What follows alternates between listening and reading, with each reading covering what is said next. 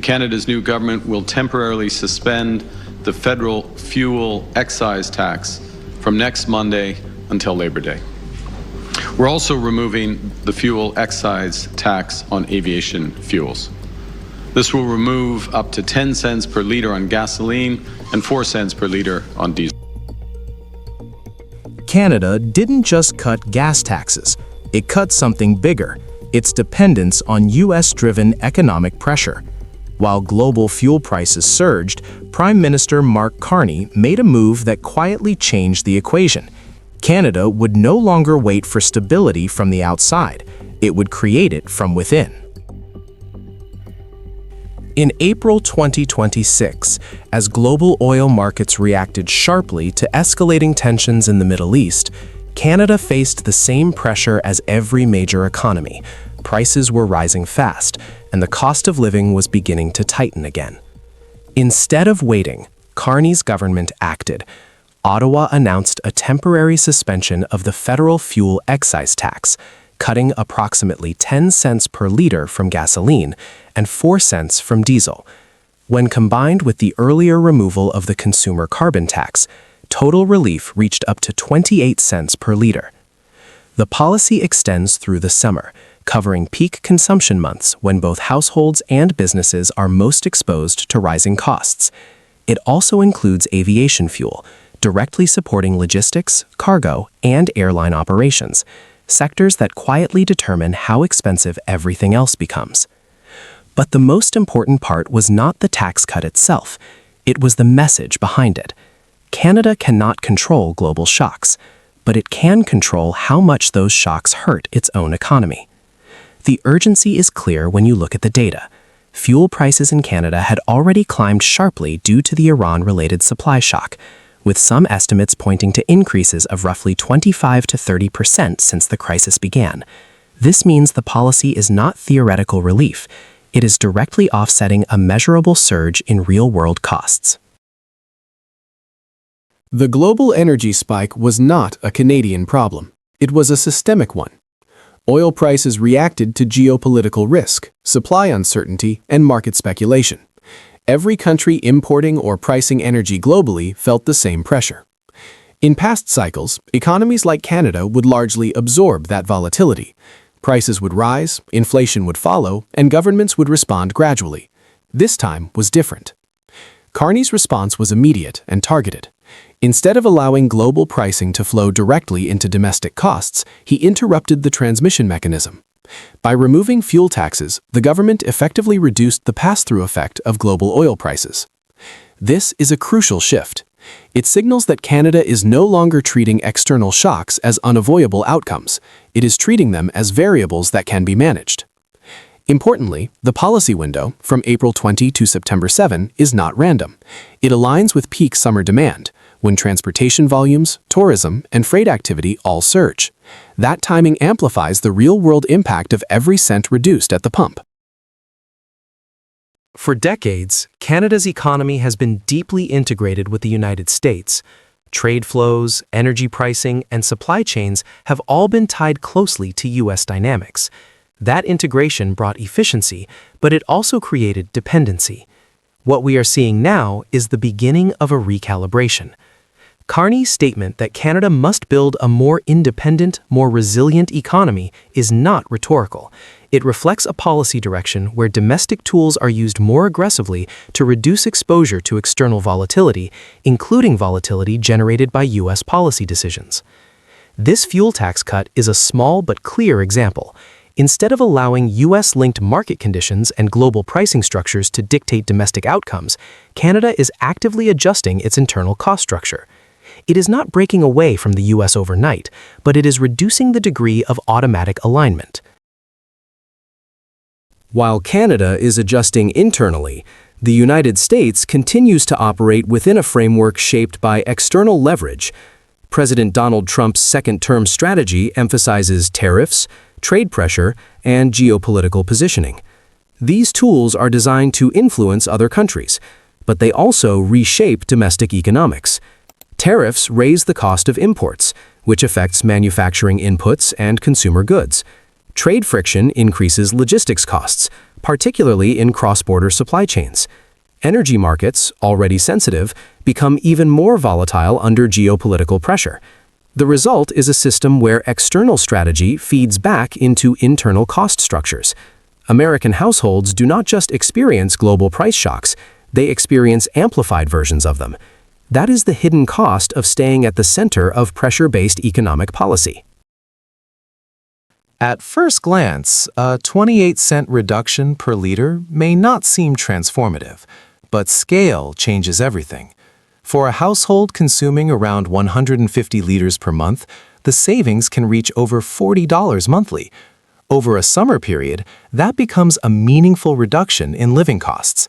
Multiply that across millions of households, and the effect runs into hundreds of millions of dollars retained within the domestic economy.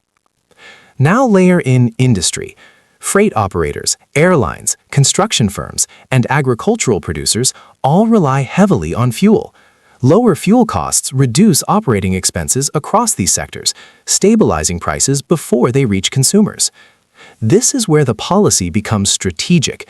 It is not just about relief, it is about preventing cost escalation from spreading. What makes this moment significant is not the scale of the policy, but the direction it points to. Canada is not confronting the United States directly. It is doing something more effective. It is quietly reducing its exposure. By using domestic policy tools to manage global shocks, Canada is building a system that doesn't rely on external stability to function. That includes stability from U.S. trade policy, U.S. economic cycles, or U.S.-driven geopolitical tensions. This is how decoupling actually happens, not through dramatic announcements, but through a series of practical decisions that gradually shift where control sits. And control, in this case, is moving inward.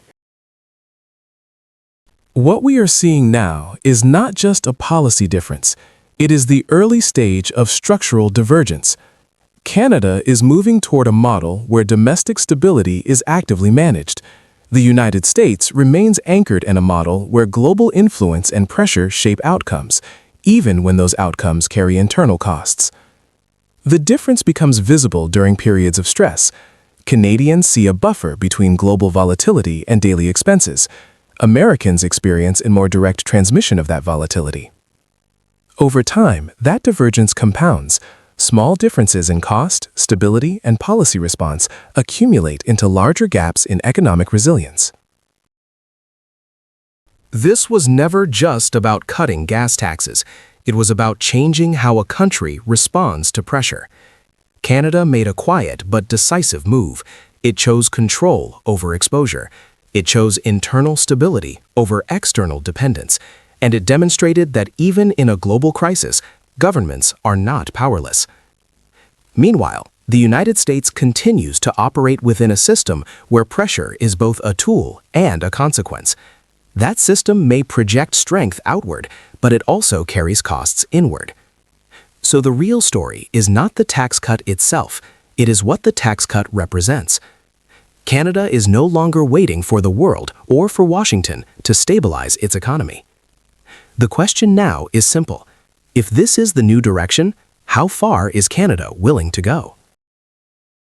Germany has just pushed U.S. tech out of its government systems, not quietly, not partially, structurally. And this didn't happen in a vacuum. It is the direct result of a strategy that was supposed to strengthen American power, but is now pushing its own allies to build systems without it. Germany has mandated that all government institutions abandon Microsoft's proprietary formats and transition to open standards like ODF and PDF. This applies across federal, state, and municipal levels, forming part of a broader national strategy known as the Deutschland Stack. The goal is simple: eliminate dependency on foreign-controlled digital infrastructure. For decades, German public administration, like much of Europe, relied heavily on Microsoft systems. Millions of documents, contracts, and policy records were stored in formats controlled by a U.S. company. That created long-term exposure, both economically and politically. Now, Berlin is reversing that dependency. The transition, expected to be completed by 2028, will reshape how government data is stored, accessed, and secured. But the timing matters just as much as the policy itself. This move comes amid escalating tensions between the United States and its allies.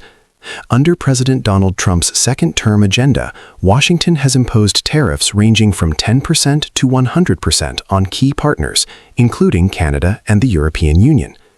Trade has increasingly been used as leverage, not cooperation.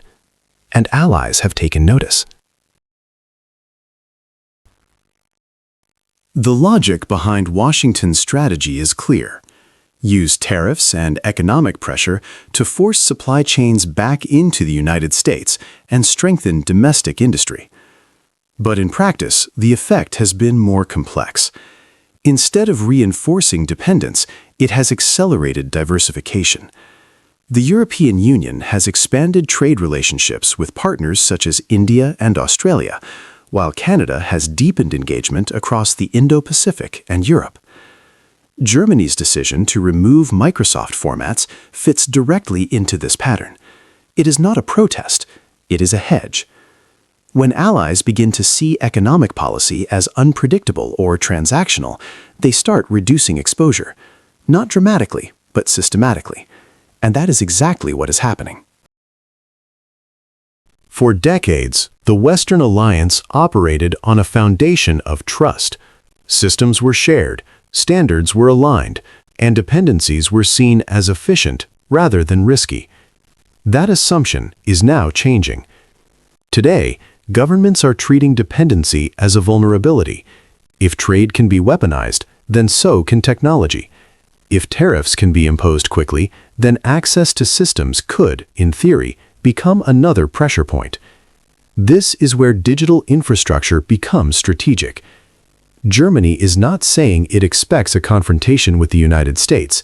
It is saying that in a world where policy can shift rapidly, it cannot afford to rely entirely on systems it does not control. This is risk management at a national scale. Germany's move illustrates how this shift works in practice. By removing Microsoft's proprietary formats, Berlin eliminates a key layer of dependency. It ensures that access to government data is no longer tied to a single external provider. It also reduces long-term costs associated with licensing and vendor lock-in. The scale is significant. Germany's public sector IT spending runs into tens of billions of euros annually. Even a partial reallocation of that spending away from U.S. vendors represents a major structural shift. And this is not happening in isolation. Other European countries have already adopted open standards in various forms. What Germany is doing is standardizing and enforcing it at a national level. To understand the scale, Germany's total public IT expenditure is estimated at over 40–50 billion euros annually when combining federal, state, and municipal systems. Microsoft and other U.S. vendors have historically captured a significant share of that ecosystem through licensing, cloud services, and long-term integration contracts. If even 20–30% of that spending shifts toward open-source platforms and European providers, that represents a redirection of roughly 10–15 billion euros over time. Beyond direct costs, the savings from avoiding vendor lock-in, including upgrade cycles, forced migrations, and proprietary compatibility, can compound into billions more across a decade. This is not just a policy shift, it is a structural reallocation of capital and control within Europe's digital economy. This is how systemic change happens, not through sudden breaks, but through coordinated policy. Canada's position is different, but the direction is strikingly similar. Under Prime Minister Mark Carney, Canada has not responded to U.S. pressure with direct retaliation. Instead, it has focused on building alternatives. Trade diversification is accelerating. Canada is expanding its presence in European and Asian markets, reducing its reliance on the U.S., which still accounts for the majority of its exports. At the same time, it is strengthening industrial capacity in key sectors like energy and critical minerals. This is where Canada's advantage becomes clear. While the United States relies on market size and financial dominance, Canada controls resources that the global economy increasingly depends on. Lithium, uranium, nickel, these are essential for everything from electric vehicles to defense systems. Global demand for these materials is expected to surge dramatically in the coming decades, with some projections estimating multifold increases. That gives Canada leverage that is difficult to replace. So while Europe secures its digital systems, Canada secures physical supply chains. Together, they form a complementary response to the same problem: overdependence on a single center of power. There is a clear irony at the heart of this situation. The United States has sought to reinforce its dominance by applying pressure, tariffs, trade restrictions, and supply chain realignment. The intention is to bring production and control back home. But that same pressure is encouraging allies to reduce their exposure. Germany is building digital sovereignty. Europe is diversifying trade. Canada is expanding global partnerships and reinforcing its own industrial base. None of these moves are framed as anti-American, but collectively they reduce the centrality of the United States in the global system. This is not collapse, it is diffusion. And once systems begin to diffuse, they are very difficult to re-centralize. Germany's decision to cut U.S. tech out of its government infrastructure is more than a policy change. It is a signal. A signal that allies are no longer operating on assumptions of permanent stability. A signal that dependence is being replaced with flexibility.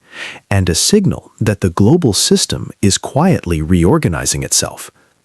Canada is part of that shift, not through confrontation, but through strategy, by diversifying trade, strengthening resources, and aligning with emerging partners.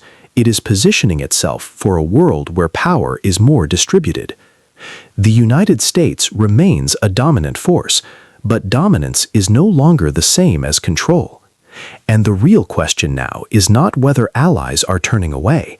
It is how far this quiet transformation will go before the system itself starts to look completely different.